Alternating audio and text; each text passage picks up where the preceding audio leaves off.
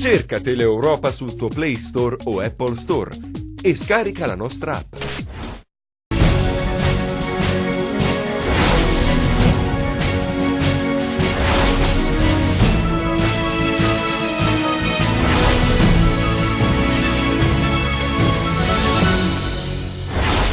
Il prefetto di Cosenza, Tomao, ha sospeso dall'incarico l'assessore comunale alla mobilità sostenibile Michelangelo Spataro. Applicata la legge Severino, le deleghe tornano nelle mani del sindaco Chiuto. L'azienda ospedaliera di Cosenza non paga il risarcimento ai familiari di un paziente deceduto e scatta il pignoramento dei mobili. Il deputato pentastellato Parentela accusa Oliverio di non voler uscire dal commissariamento. La legge c'è, ma il governatore non vuole utilizzarla e negli ospedali la situazione è gravissima. Incendiato il portone d'ingresso del liceo artistico di Cosenza, la dirigente parla di atto inqualificabile e sospende le lezioni per 2 giorni.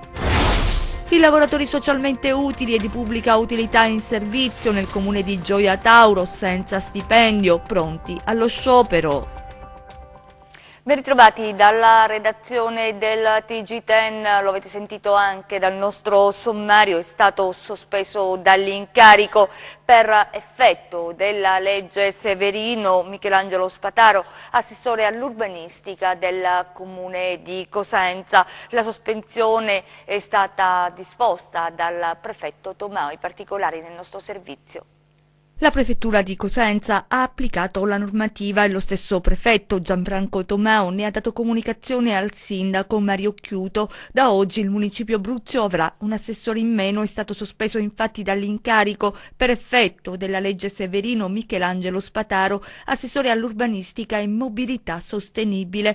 Spataro era stato condannato a 2 anni e 2 mesi per bancarotta fraudolenta nell'ambito del processo Tesi, la società informatica della regione di cui è stato consigliere d'amministrazione nei primi anni 2000. Insieme a lui condannato anche un altro componente della giunta, Luciano Vigna, ex assessore al bilancio, che subito dopo la sentenza però si è dimesso. 2 giorni fa, a sollecitare le dimissioni di Spataro, il senatore pentastellato Nicola Amorra. Oggi la decisione del Palazzo di Governo, che è un atto dovuto. Ora le deleghe tornano nelle mani del sindaco. Michelangelo Spataro si è detto sereno e fiducioso nell'operato della magistratura in attesa della pronuncia della Cassazione. Intanto in queste ore valuta con i legali la possibilità del ricorso contro la sospensione dall'incarico di assessore. Restiamo a Cosenza, scatta il pignoramento per l'azienda ospedaliera. Il motivo: non ha pagato il risarcimento ai familiari di un paziente deceduto e così sono stati pignorati anche i mobili. Gianluca Pasqua. Che la poltrona del direttore dell'azienda ospedaliera di Cosenza, Achille Gentile, fosse ambita e anche un po' scottante potevamo immaginarlo, ma non che avrebbero cercato di soffiargliela da seduto. L'azione esecutiva negli uffici dell'azienda ospedaliera di Cosenza è la conseguenza della sentenza di condanna di 2 medici coinvolti nel caso Cesare Ruffolo, l'anziano deceduto in ospedale nel luglio 2013 in seguito a una trasfusione di sangue contaminato da un batterio killer. L'azienda ospedaliera, responsabile civile del procedimento, è chiamata a pagare una provvisionale da 140.000 euro stabilita dal Tribunale di Cosenza in favore della famiglia Ruffolo, in sostituzione dei 2 professionisti che risultano non solvibili. L'opposizione dell'azienda, che avrebbe le risorse per saldare il debito, si fonda proprio sulla volontà di non disperdere fondi pubblici per ripianare una situazione derivante da una responsabilità penale e personale. Anche la polizza assicurativa in essere non copre il risarcimento di un danno dalla responsabilità accertata dal Tribunale. Insomma, un vicolo cieco che ha costretto i legali a chiedere il pignoramento dei beni dell'azienda ospedaliera. Già nel mese di marzo gli ufficiali giudiziari avevano bussato alle porte del CUP, ufficio ticket, prelevando 40.000 euro. Poi, dopo la sospensione di qualche mese, nella speranza di trovare una soluzione meno traumatica, la visita nelle stanze dell'azienda ospedaliera e la conta dei beni da bloccare e vendere per racimolare risorse per coprire il debito, scrivanie, computer, mobili, sedie e appunto la poltrona del direttore. Il deputato pentastellato Parentela accusa il governatore Mario Oliverio di non voler uscire dal commissariamento. La legge c'è, ma il governatore non vuole utilizzarla e negli ospedali la situazione è gravissima. Anna Franchino. Sono anni che ripetiamo come uscire dal commissariamento, ma il presidente Oliverio fa finta di non sentire. Questo l'affondo dei 5 Stelle sulla questione sanità nella nostra regione e sulla querel tra Scura ed Oliverio. Abbiamo chiesto ad Oliverio di scrivere insieme il piano di rientro per la sanità calabrese, perché si può fare, c'è una legge che lo prevede, solo che Oliverio non vuole rispettare quelle che sono le prerogative della regione Calabria. Avrebbe potuto scriverlo e avrebbe potuto mandare a casa il commissario Scura. Puntano il dito contro il governatore i grillini, che dicono continua a nominare fedelissimi, calpestando la meritocrazia. Non è giusto che i dirigenti delle ASP che procurano un debito in bilancio continuano ad operare e anzi si beccano un premio del 20% sull'intero stipendio annuale, quindi mi sembra assurdo che vengano premiati dei direttori che fanno male. L'obiettivo è riformare il Fondo Sanitario Nazionale per uscire dall'impasse e ridare dignità ad una regione troppo spesso penalizzata. Noi continuiamo a ricevere somme dallo Stato che non bastano a curare i malati cronici calabresi. Noi dobbiamo riformare questo sistema di ripartizione del Fondo Sanitario Nazionale in modo tale che sia calcolato in base ai numeri dei malati cronici, non in base alla popolazione residente. Le attrezzature ci sono all'avanguardia, ma Parentela dice manca il personale. Abbiamo le attrezzature anche milionarie, efficienti, ma non abbiamo poi gli operatori sanitari che possono sfruttarla. L'ultimo passaggio il deputato pentastellato lo dedica alle parole del presidente, a cui però non sono seguiti i fatti. Dice di volersi incatenare, ma non vuole poi risolvere effettivamente i problemi della Calabria legati alla sanità. Incendiato il portone d'ingresso del liceo artistico di Cosenza, la dirigente parla di atto inqualificabile e sospende le lezioni per 2 giorni. Vediamo. La campanella del liceo artistico Quasimodo Serra di via Somalia a Cosenza non ha suonato questa mattina e non suonerà neanche domani. Per i 220 alunni e i docenti dell'istituto una pausa forzata, decisa e causata da qualche balordo che ha mandato in fumo il portone della scuola. Un falò acceso sulla soglia dell'edificio che ha danneggiato la facciata e costretto la direzione a sospendere le lezioni per ripristinare ciò che è stato incendiato. Sono stata avvisata alle 7:30 dal vicepreside, il professor Biagio Lucchetta, che avevano fatto questo atto c'era stato questo atto di vandalismo a carico di questo istituto e insomma non è stata bella la prima immagine che mi sono vista quando appena sono arrivata. Fortunatamente le fiamme non si sono propagate all'interno dell'edificio. Un incendio di vaste dimensioni avrebbe causato danni enormi ad una scuola in cui è in atto un'opera di ristrutturazione e rivisitazione. Lo spazio espositivo posto al piano terra non ha riportato alcun danno, tantomeno le nuovissime attrezzature dei laboratori. Fortunatamente no, anche perché su questa scuola ci stiamo lavorando molto per darle anche un aspetto accogliente per i ragazzi, quindi sarebbe stato veramente un danno irreparabile. Si tratta del primo episodio di vandalismo di entità rilevante. Il sistema di videosorveglianza ha probabilmente ripreso l'interazione dei balordi, che dunque potrebbero essere riconosciuti agli inquirenti, che hanno già acquisito i file video. L'unica fortuna in tutta questa è che abbiamo delle telecamere attive durante la notte, quindi erano nelle mani degli inquirenti i file per poter individuare chi è stato il colpevole di questa cosa, di questo danno. Io sono qui da settembre di quest'anno, ce l'ho in reggenza ed è stato l'unico episodio vandalico di una certa importanza, perché poi vari episodietti possono succederci avendo rapporti con adolescenti, è possibile. Ma questo è di una certa importanza, è un vero e proprio attacco alla scuola che non può passare assolutamente inosservato, quindi noi prenderemo tutti i provvedimenti appena i carabinieri ci diranno l'esito anche delle indagini e le risultanze derivanti dalle immagini che riusciranno a scaricare. Ci spostiamo a Gioia Tauro, dove i lavoratori socialmente utili e di pubblica utilità in servizio al comune sono purtroppo senza stipendio e si dicono pronti allo sciopero. Vediamo.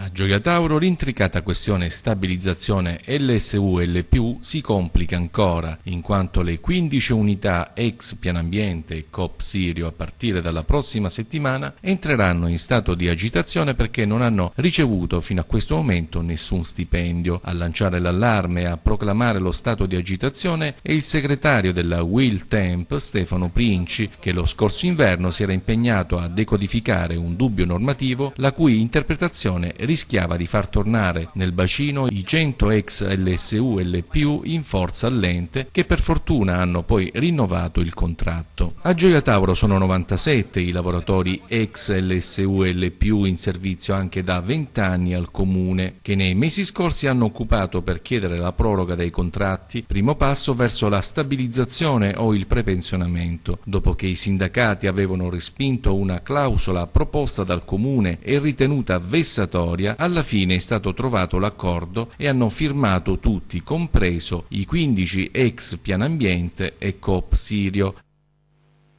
Beni per 5 milioni di euro sono stati confiscati dalla Guardia di Finanza di Salerno agli eredi di Giuseppe Cirilli, il boss morto nel 2007 che costituì in Calabria il locale di Sibari. Vediamo.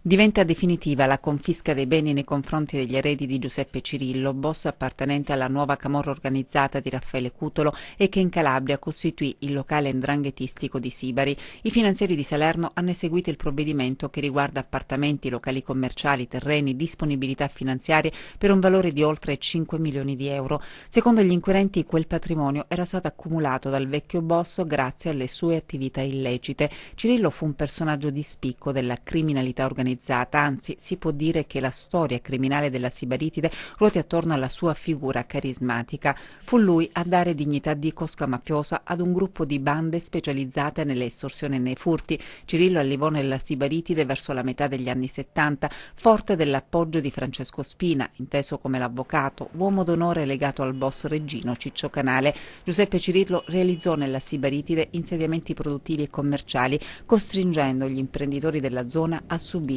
la sua invadenza. Con Spina e Canale costituì il locale di Sibari, un'organizzazione criminale che godette subito dei favori della Cosca De Stefano di Reggio Calabria e della nuova camorra organizzata di Raffaele Cutolo. Quando Francesco Spina però cominciò ad essere troppo ingombrante, Cirillo ne ordinò l'eliminazione. Poi, stanco delle continue ingerenze di Canale, Cirillo convinse il cognato Mario Mirabile ad eliminare anche il vecchio compare reggino. Don Peppino Cirillo è stato l'influente mamma santissima della Sibaritide fino al 1995, quando decise di diventare collaboratore di giustizia. Morì di infarto nel 2007 in udienza davanti ai magistrati del Tribunale di Sorveglianza di Catanzaro.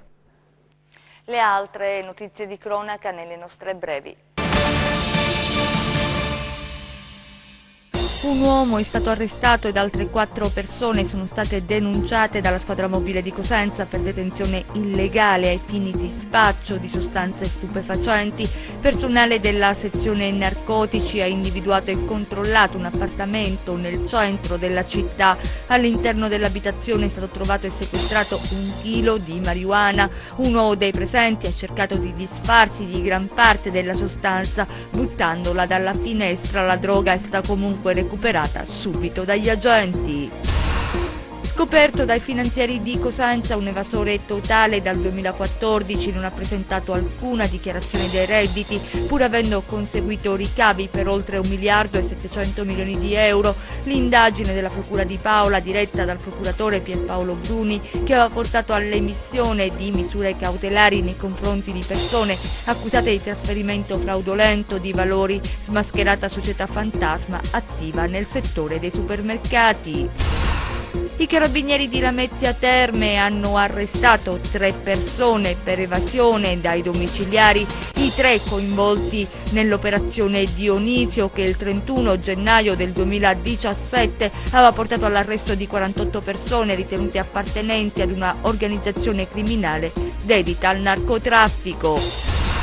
Una nave alla deriva per un'avaria al motore ed un guasto all'impianto elettrico è stata assistita dalla Guardia Costiera sino a quando un rimorchiatore non l'ha trainata nel porto di Gioia Tauro.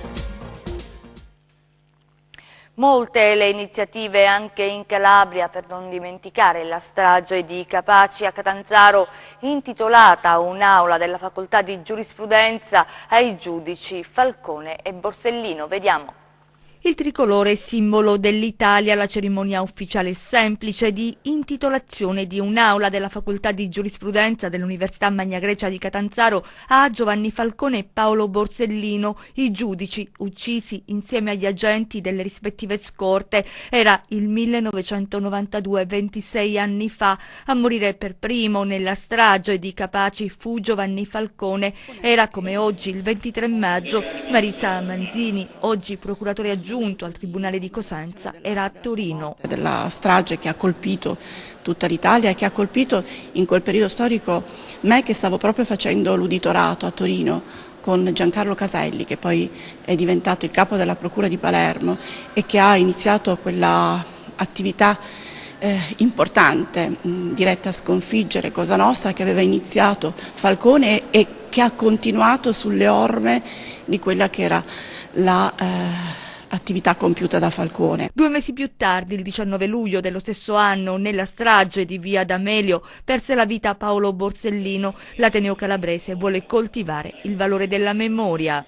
Merita ricordare che la guerra contro la mafia non è finita, la criminalità organizzata è ancora potente.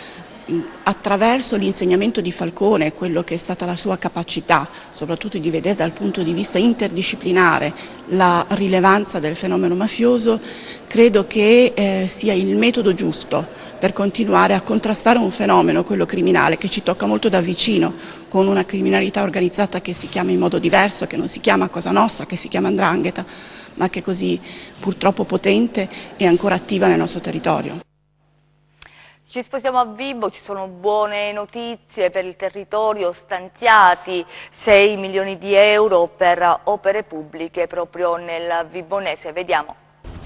Palazzi monumentali del centro storico, rivitalizzazione di uno dei nuovi quartieri, un luogo simbolo del turismo nella Costa degli Dei. Sono questi gli obiettivi del via libera del Ministero dello Sviluppo Economico ad alcuni progetti redatti da Vibo Sviluppo per la realizzazione di 5 nuove opere pubbliche. Complessivamente arriveranno a Vibo Valentia circa 6 milioni e mezzo di euro. Vibo Sviluppo è adesso impegnata in un confronto con lo stesso Ministero per ottenere i singoli decreti autorizzativi e quindi poter procedere all'appalto delle opere. Gli enti beneficiari sono la provincia, il comune di Vibo Valentia ed il comune di Briatico. Entrando nello specifico, i finanziamenti saranno così suddivisi. 500.000 euro saranno impegnati per il recupero del tetto di copertura di Palazzo Deliso Gagliardi, uno dei palazzi più suggestivi del centro storico della città di Vibo Valentia, che agli inizi del secolo scorso ospitò anche i reali d'Italia durante le loro visite in Calabria. Altri 600.000 saranno poi destinati alla riqualificazione del piano terra dello stesso immobile negli anni acquisito dalla provincia. Altra struttura monumentale del centro storico è il complesso del Valenzianum, antico convento domenicano del XVI secolo, oggi sede della Camera di Commercio e del Museo di Arte Contemporanea Limen, per il quale è previsto un finanziamento di 2.120.000 euro per la riqualificazione.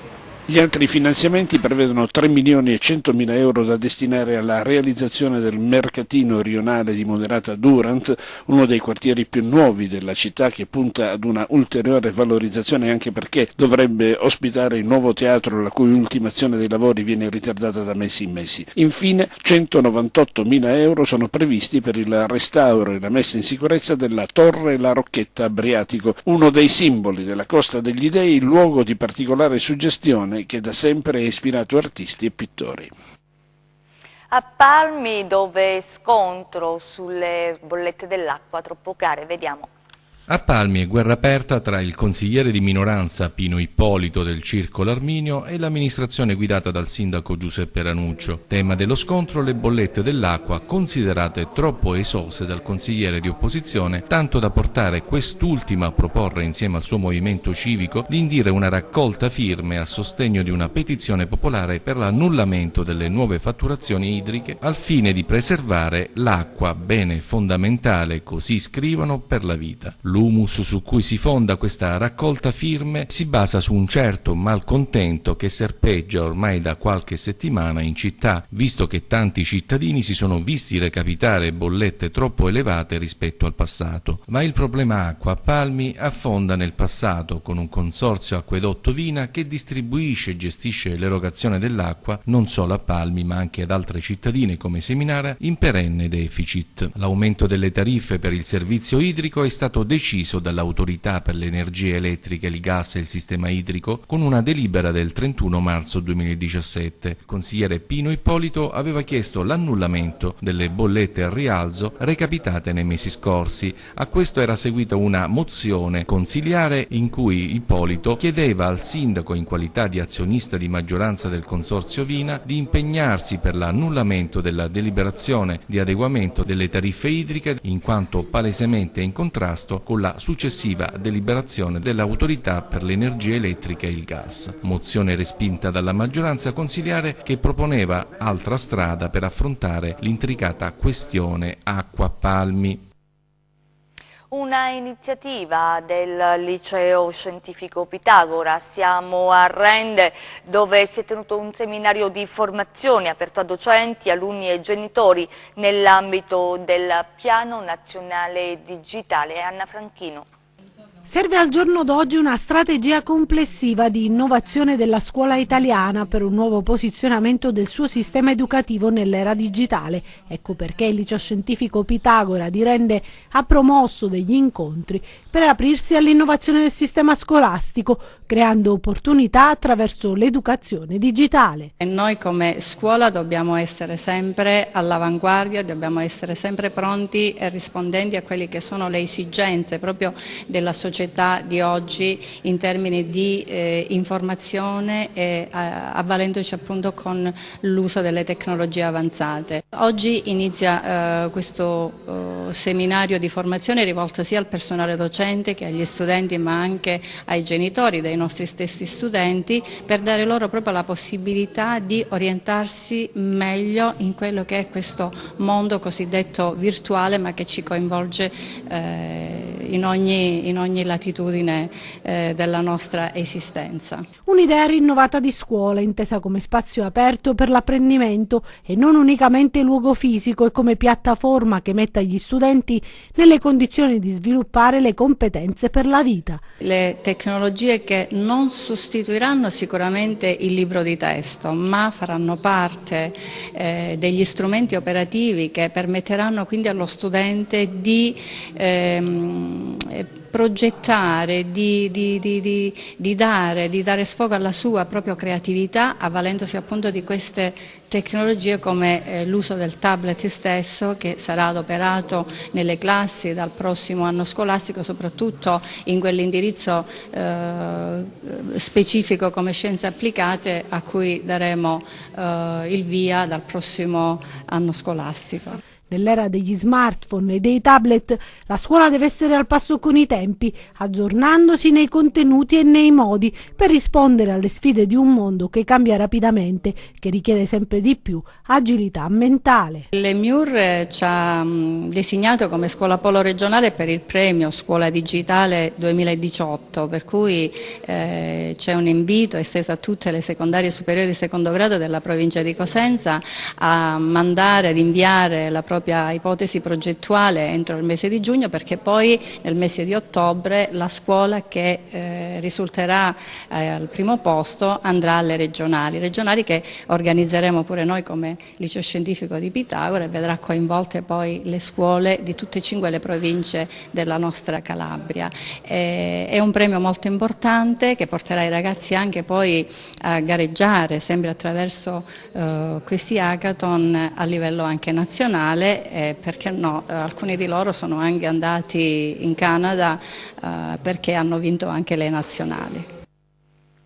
Una notizia di sport, le strade di Valterzenga e del Crotone si dividono. Il tecnico che dal dicembre scorso ha guidato i calabresi, poi retrocessi, ha annunciato l'addio sul suo profilo Instagram con un video registrato sul terrazzo della sua abitazione con sullo sfondo un panorama della città.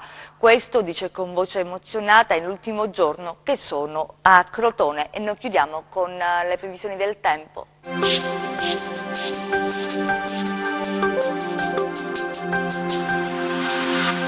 Ben ritrovati da Meteo in Calabria. Una linea di debole instabilità è in fase di transito sul Tirreno meridionale. Seguirà una modesta variabilità, specie sui settori tirrenici ed interni. Non mancheranno qualche pioggia sparsa ed isolati temporali di calore nel primo pomeriggio. Ma passiamo alle previsioni in dettaglio. Domani parzialmente nuvoloso sui settori tirrenici, con locali deboli piovaschi al mattino, tra Vibonese e Reggino. Nubi a sviluppo cumuliforme nelle ore centrali della giornata, sui rilievi principali con possibili locali piogge e brevi rovesci su Sila e Pollino orientale. Poche nuvole sui settori ionici, salvo il settore più settentrionale dove il cielo sarà parzialmente nuvoloso nel pomeriggio. Temperatura stazionaria. Passiamo ora ai mari e venti. Domani venti da maestrale tra deboli e moderati sul Tirreno con mare poco mosso. Poco mosso anche lo Ionio, con venti deboli meridionali tendenti a moderati occidentali nel pomeriggio sul Golfo di Corigliano, Golfo di Squillace e sulla Locride. Prima di salutarci vi ricordo il nostro sito web www.meteoincalabria.it e la nostra pagina Facebook Meteo in Calabria. Per oggi è tutto, grazie, arrivederci al prossimo appuntamento. Ci fermiamo qui, grazie per essere stati con noi, grazie in regia Michele Cava e messo in onda Giuseppe Costanzo, noi vi auguriamo un buon proseguimento.